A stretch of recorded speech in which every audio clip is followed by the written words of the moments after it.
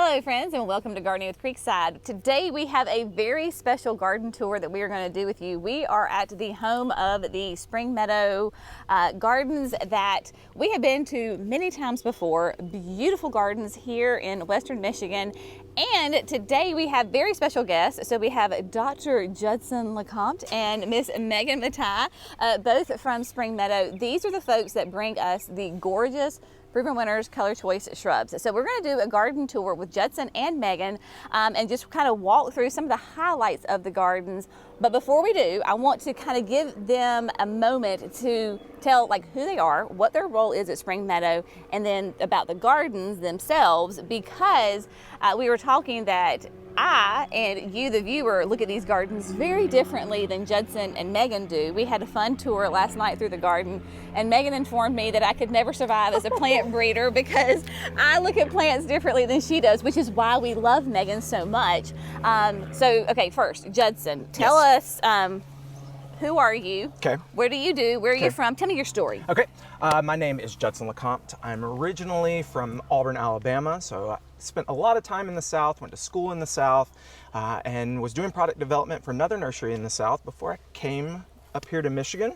And so my job is I work with all of our external breeders and develop their plants to go into our catalog. And my job is kind of to be competitive with Meagan a little bit.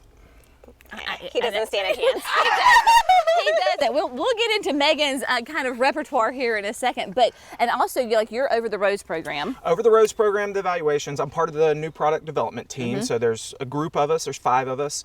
We make the decisions about what goes into the catalog. Yeah, and you get to do lots of traveling. I travel about half the time. So this year I've done China, Japan, Netherlands, Germany. Still got to go to Serbia. So lots a lot of fun places. Lots of fun. Okay, and then Meagan. First of all, there is no secret that I am a huge fan of Meagan's plants, because even last night we were walking through and I was like, you mean that's your plant too? Had no idea. So Meagan has 59 plant patents. Yeah, that is a blah blah blah word. Okay, but tell us. So he grew up in the South. You grew up about the opposite from the South. I grew up in South Dakota, Zone 4. So I definitely love tough plants, cold hardy plants. Sort of my repertoire, but I love all plants. So I have a background in plant breeding and genetics. I moved here about 12 years ago to start just being an on-site plant breeder for Spring Meadow Nursery. So my early years at the nursery was just me, myself, and a cooler full of pollen. And I would take that with me, and I would just sit to the greenhouse and I would just start moving pollen from one plant to another plant, and I had charts and diagrams, and we had goals for every single plant that we were working on, and we wanted to make major improvements. That's one of the biggest avenues of plant breeding. So over my 12 years here at Spring Meadow, I've been able to hire and develop a team. So I have a phenomenal team of research scientists back at the nursery. They are now walking around the greenhouses with coolers and making that pollinations, and we have a small tissue culture lab. And I manage kind of the day-to-day, the internal new product development. So Judson gets to travel the world. He works with a fabulous repertoire of external plant breeders. And so I just manage our internal team and our trials. Yeah. So you have shrubs all the way from hydrangeas to the paisley pup. That's what I found out last night. Paisley pup is hers. So kind of give me a rundown, not all 59, but I mean, you're not just in one genre. You are across all sorts of different shrubs. Yep, so you heard Judson throw the competition word around. We work with over 200 genera at the nursery, and we are looking at anything and everything. And so plant breeding can honestly be as simple as letting Mother Nature do the work for you and going out and collecting seed and sowing that out and making selections. That could be, one avenue, down to the actual nitty-gritty of physically needing to move that pollen around. And so, we go through, over 200 unique genera. That's crazy. Yeah. I think this year we had 2,000 selections on trial, somewhere around there. Yeah. That is insane. So the best plant wins, and no matter if Meagan's team develops it or one of our breeders does.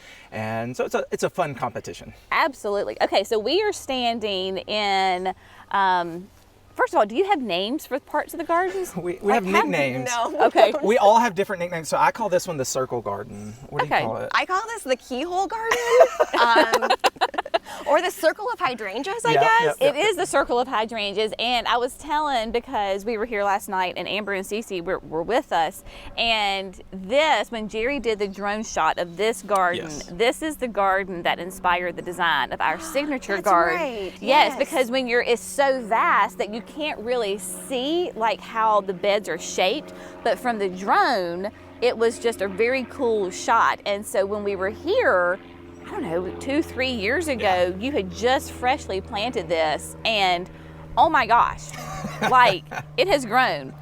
If you don't know, hydrangeas love Western Michigan and vice versa. It is absolutely stunning. So for example, okay, so we have, when you're looking at planting the shrubs and kind of quote designing the gardens, for me, like this garden is a little different than the other gardens because you have so much of like one specific, like, so this is all the sky view, the Let's Dance Correct, sky view, yep. and then the little lime punch right behind.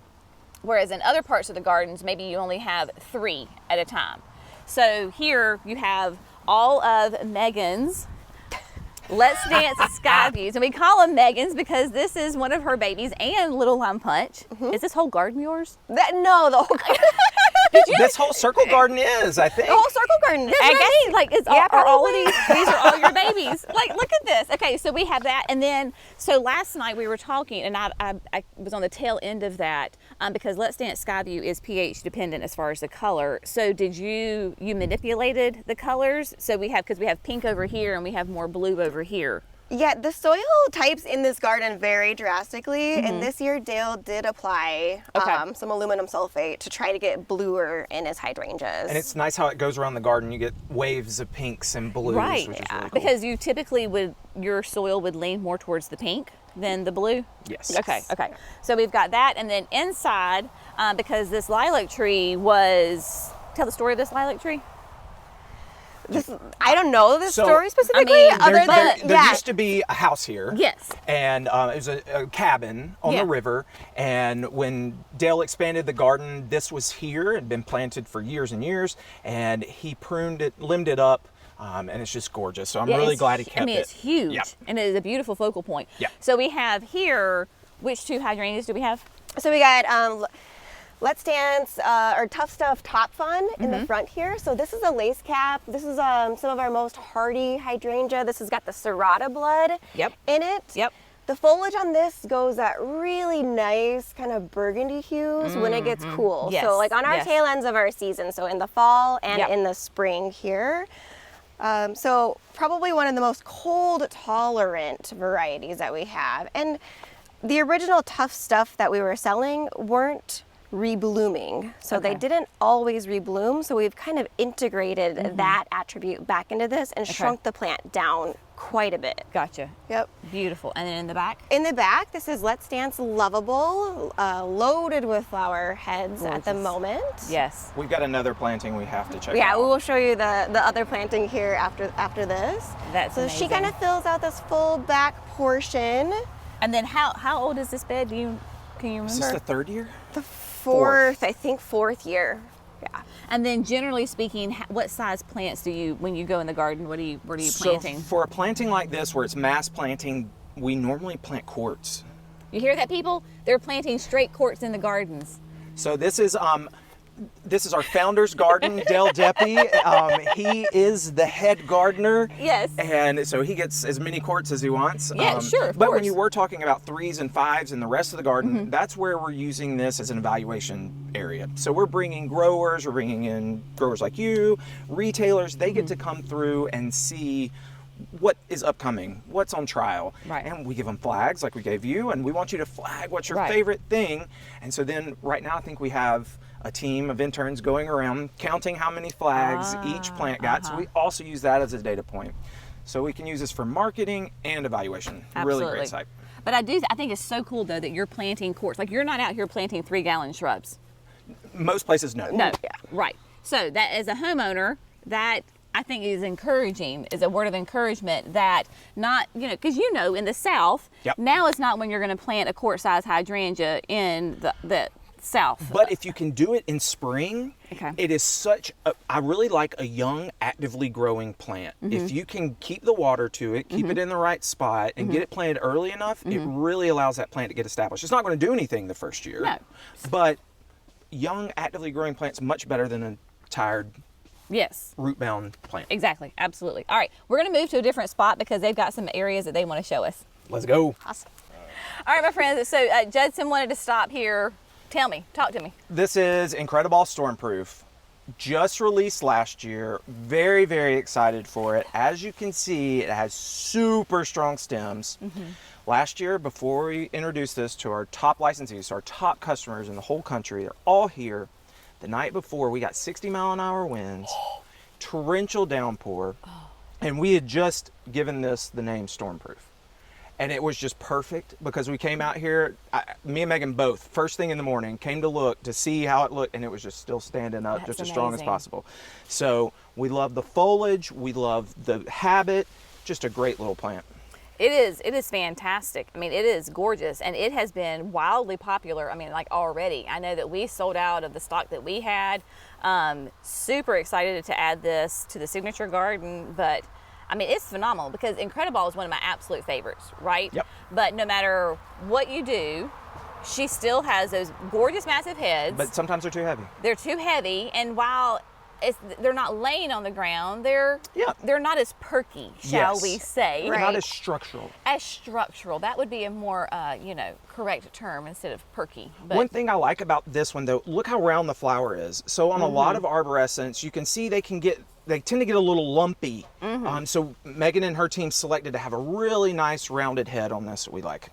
gorgeous. And the foliage is fantastic. Yep. Foliage Look. is so important. Yes. And so we're going to shoot, at some point, we're going to hit a hydrangea that we were talking about last night that I love the foliage and the color. And Megan was like, no, this will never make the cut. So I want to kind of pick your brains about as far as what I see versus what you see. Sure. Because that's really fun. Yeah. All right. We can do it. We're moving on. So we're stopping right here to look at Hydrangea Let's Dance Lovable. This is one of our most floriferous hydrangea macrophylla that we have in our lineup, and it's probably the one with the most vibrant colors. So right here we're seeing her in her kind of moody blues, kind of that purpley, vibrant blue stage.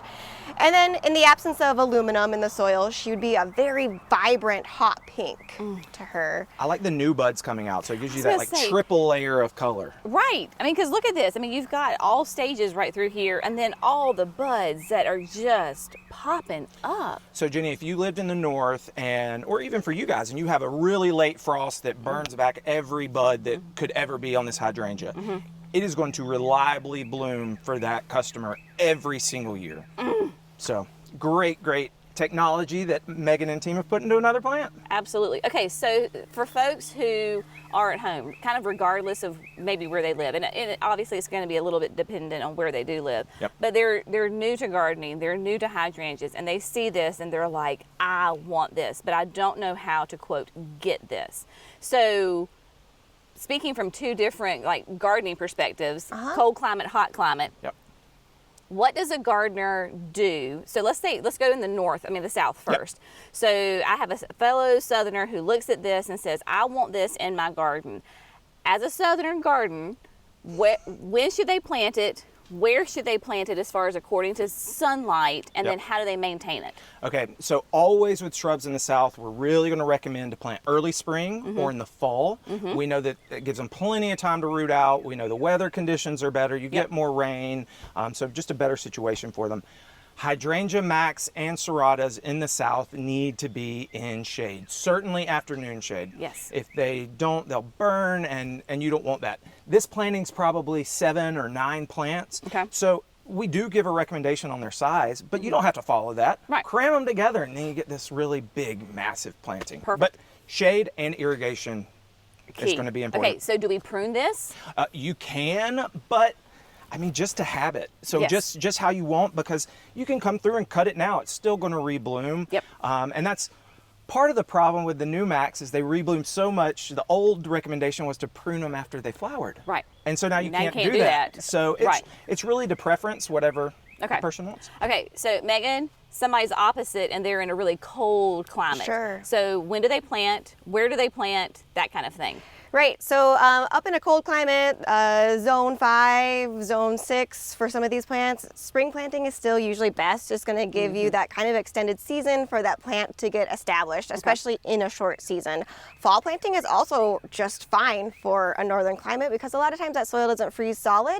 And what a plant does that very first year is just work on establishing that root development.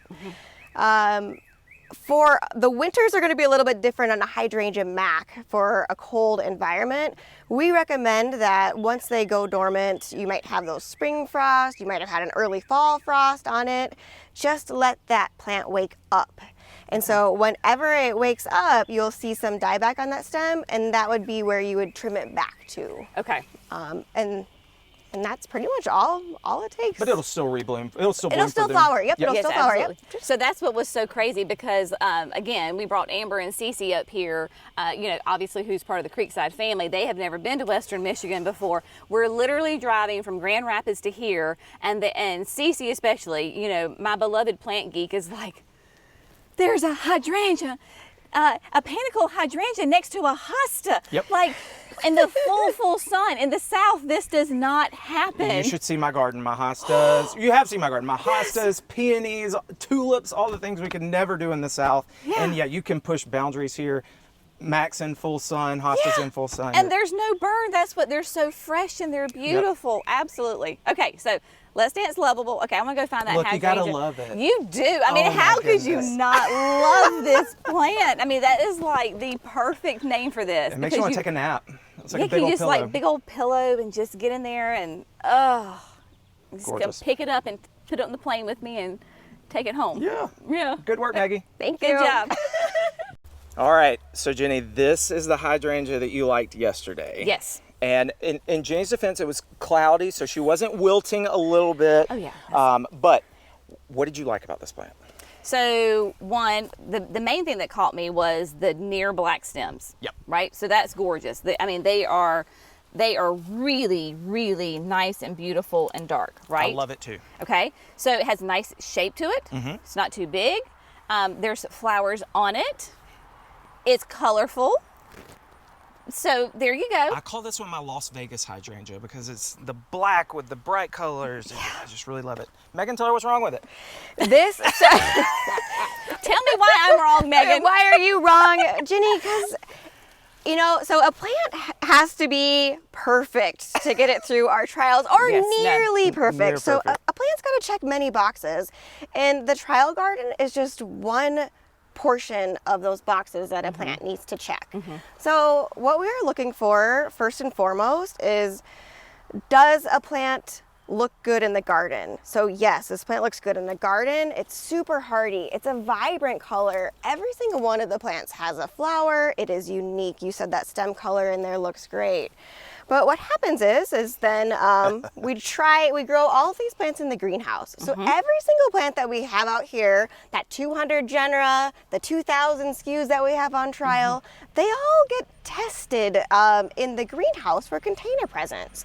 We want a plant that not only is perfect for the homeowner, that end consumer, this is like the garden test, it needs to be great for the grower because there's a lot of people in this whole chain of getting the plants to you. We've got to make a lot of people So we got to make a lot of people happy. You do.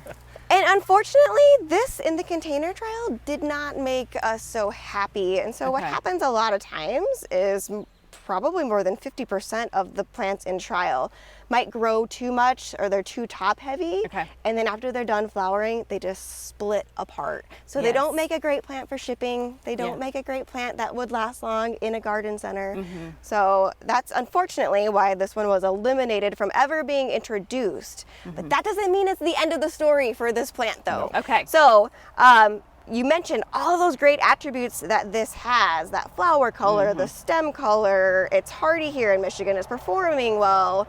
We're gonna pair that with something that maybe had stronger stems. A little more And this compact. becomes kind of continual. Breeding is always continual improvements, increments. Yeah, because there was a small hedge of Max also that we were talking about last night that you said didn't meet those boxes, but it's a great hydrangea, and I think you said that you were using that as part of the breeding program because you love those certain attributes, but you wanted to improve it so that as long as she was performing, she wasn't going to get put out to pasture too early. Yes. You know, but just kind of thinking about that maybe this one doesn't, you know, make the cut, but you still use her for other future plants coming down the line. Yep, because she's got a lot of those traits that maybe something that it was a lot stronger didn't have. Sure. You know, that vibrant color. Yeah.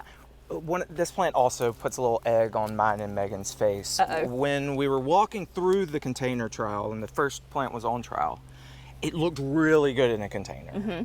When it's first emerging, it was still tight, it hadn't flopped yet, and me and Megan were like, let's go. Put a number on it, we want to put it in the catalog. Uh-huh. And Dale, the founder, said, it's gonna flop, it's not worth it. It's never gonna make it. And we're like, no, we'll show it. He was right. He was Yeah, right. he He was was right. right. We're the He was- youngsters, we still gotta learn. That's right. I love it. All right, let's move on to something else.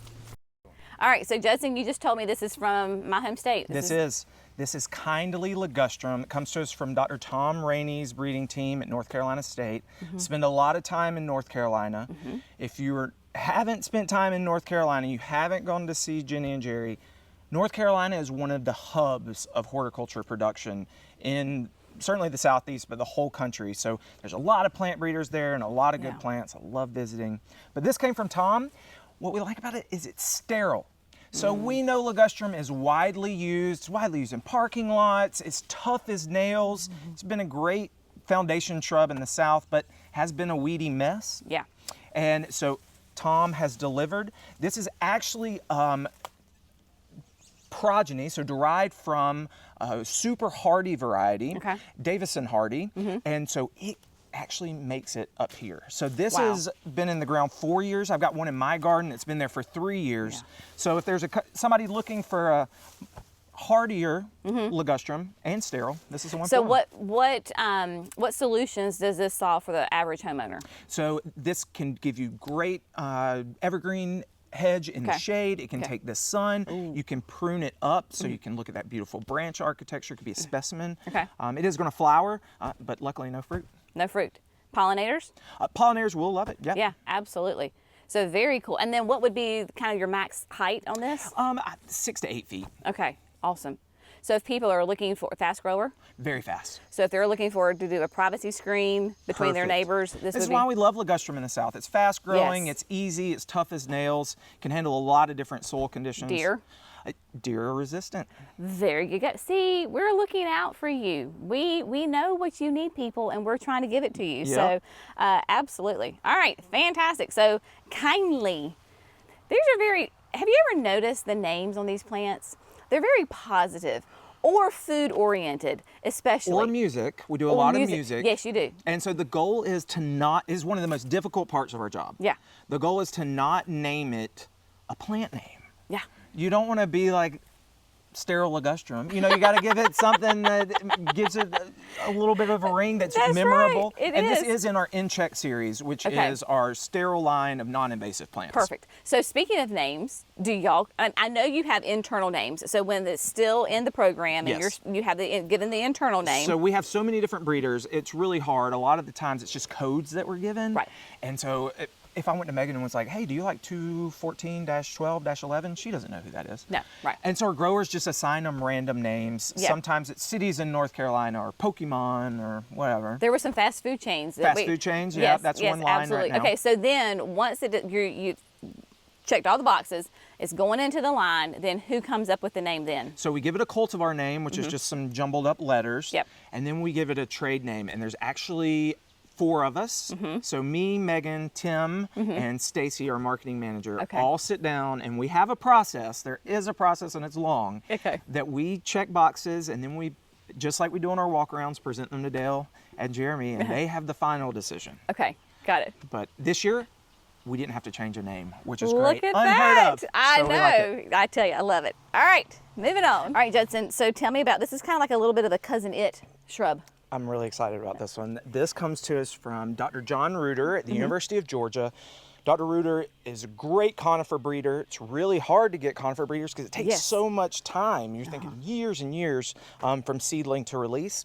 And we were walking his fields, and he had this cute thuya. This is Thuya occidentalis, so a native arborvitae for us, but it has this awesome habit where it shoots out these whip-like, thread-like needles. Yeah. So this is whip it good. Whip it good, friends, I tell you. And I always, with the conifers, because I don't know what it is, but I'm always drawn with my hands. Like I want to run my hands through it. And sometimes it's not good. No, that's not good at all. But this is fine. This is not like as far as like a juniper or a cedar where it's like highly aggressive, because I think, you know, families that have young children, those kinds of things. And also right here where it is, I mean, it's very kind of close to the drive. So if you're walking by, this is not going to kind of attack you. Exactly. And as long as you don't cut into gray wood, you can prune this however you want. Okay. So as long as you're cutting into the green, you can tip it. Okay, so who can grow this? What zones, what climates? So what's beautiful, it was developed zone 8. Oh, ooh, It can handle zone 9. And it's cold hardy here in zone 6. So even the southeast? The southeast is perfect for it. And a native plant. And a native. And is this considered mature size, or is? Yeah, about. I've never seen. You know, we've only had it for 8 years or so. Only 8 years. I'm thinking about 8 years. We're getting close to being mature. You know. Yes. So yeah, this is about mature height. Okay, perfect. And then there really shouldn't need to prune it, but like you said, if you need to, as long as you don't get deep down in there. That's a good tip with most evergreens. As long as you stay out of that gray wood and you just prune green, you're safe. But once you get that gray wood, there's no bud to come back out. Okay. So full sun, obviously? Full sun will be fine. We'll handle a little bit of shade in the afternoon too. Okay, perfect. Awesome. I love it. I do want to hit, I don't know the official name, but the hydrangea kind of circle that has been redone. We call it the hydrangea garden. Well, let's go to the hydrangea garden. Let's do it. All right, so Megan, we call this the hydrangea garden. It's a hydrangea garden, okay. Yes. So we were here I guess last year, year before that, and it has drastically changed. Still beautiful hydrangeas, but I want you to kind of walk us through that the garden, like any garden, is never done. It's always changing. So what are you doing? Like, how do you decide when to pull plants out, add new plants? Just kind of walk us through all that good stuff. Yeah, sure. So like we mentioned earlier, the garden serves many purposes. One is this is an active trial garden. And so what we're kind of seeing in here is a stamp or kind of an imprint of what our current hydrangea trial looks like. So every year we're adding new plants to the trial process, and every year we're making decisions on which ones to eliminate or move from. This past year, this was a very special redo of this garden. It's because oftentimes, let's say this variety maybe didn't make the trials like we talked about earlier for some reason or another. Then we would go out and just remove this plant, and then this would free up a spot for another plant to come into and take its place. This year, over the years, this whole section kind of fills up with soil. So we've removed out plants. All of our top performers got replanted into another location in the garden, and that is okay. You can do that. Absolutely, yes. Yeah, just because they're not annuals doesn't mean you're permanently stuck with where they are at. I love that. And then two, because this is really fascinating. So when we get to come to these events, whether it's leaderboard and we get the behind the scenes tour of R&D, y'all it's a joke, but it's also very true. Like, you want to throw plants away.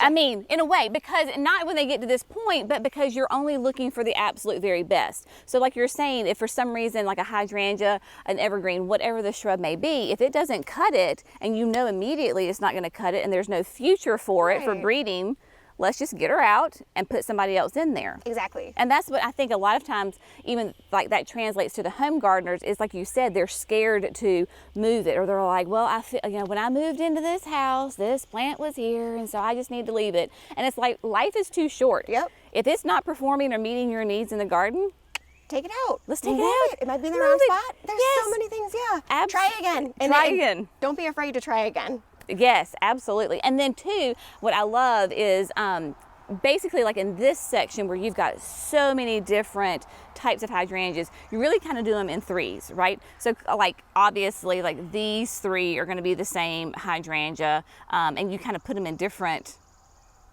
patterns, shall we say, and then I'm going to assume that maybe the next 3 would be the same. Like, do you kind of do them in 3s, 5s? We try to do them in 3s, and so this would probably be any researcher's nightmare. And most like control researchers would want to randomize all of these 3 throughout this whole bed, because this poor plant right here may be getting a little bit more shade from this, so it's not a perfect trial, but it is good enough, and it is like this is not the only location where we trial these plants, so like we can compound that from multiple locations throughout the garden. So yeah, so we'll send out groups of 3, and there are 35 of the same plant that's back in the container trial. So we kind of just keep those numbers. Right, and then maybe like you were saying, perhaps like this hydrangea is also in a different location in the garden, because like we'll talk about like Lovable, right? So Lovable was in 2 very different spots in the gardens. So you see the difference of them. Yeah, exactly.